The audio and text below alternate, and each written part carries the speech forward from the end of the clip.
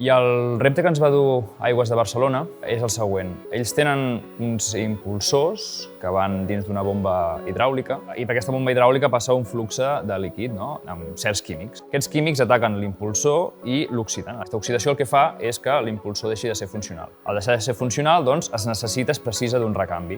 El problema és que aquest recanvi moltes vegades no és immediat i aleshores, de la fabricació a la implementació hi ha un delay, hi ha un espera.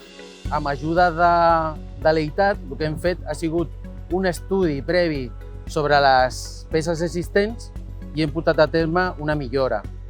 Hem decidit de fer proves amb un rodet C amb impressió 3D perquè teníem molts problemes perquè els rodets de les antigues bombes tenien molta corrosió.